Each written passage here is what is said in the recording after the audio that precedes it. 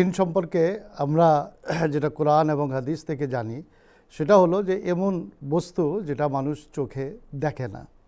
হাদিস শরীফে এসছে রসুল করিম সাল্লাল্লাহু আলাইহি ওয়াসাল্লাম বলেছেন যে তোমরা গোবর দিয়ে ইস্তেঞ্জা করো না, কেননা এটি তোমাদের ভাই জিনের খাদ্য।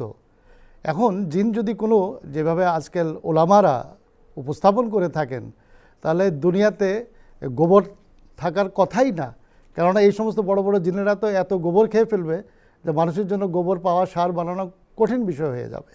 বস্তুতপক্ষে রসুল করিম সাল্লাল্লাহু আলাইহি ওয়াসাল্লাম যে বিষয়টা বলেছেন যে গোবর এবং হাড্ডি দিয়ে ইস্তেঞ্জা করো না, যে এটা তোমাদের ভাই জিনের খাবার, এর থেকেই বোঝা যায় যে ব্যাকটেরিয়া যারা এই জিনিসগুলিকে খেয়ে থাকে তাদেরকে রসুল করিম সাল্লাল্লাহু আলাইহি ওয়াসাল্লাম জিন বলে আখ্যায়িত করেছেন।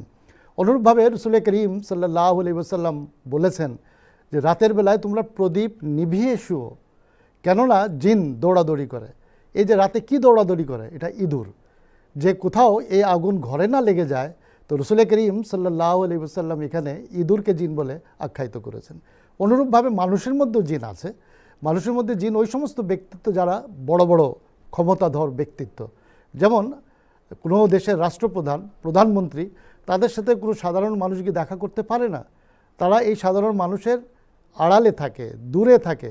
একমাত্র টিভির বা খবরের কাগজে তাদের ছবি দেখা যায়, কিন্তু তাদের সাথে সাক্ষাৎ করার কোনো সুযোগ নাই।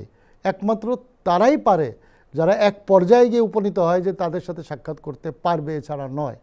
সুতরাং জিন আমরা ব্যাকটেরিয়াওকে বলতে পারি, এমন সমস্ত জীবাণু যেগুলিকে আমরা দেখি না, মানুষের জন্য ক্ষতিকারক। এবং অনুরূপভাবে ওই সমস্ত ব্যক্তিত্বকে যারা সাধারণ মানুষের থেকে অনেক দূরে, অসাধারণ ব্যক্তিত্ব, তাদেরকেও আমরা জিন বলতে পারি।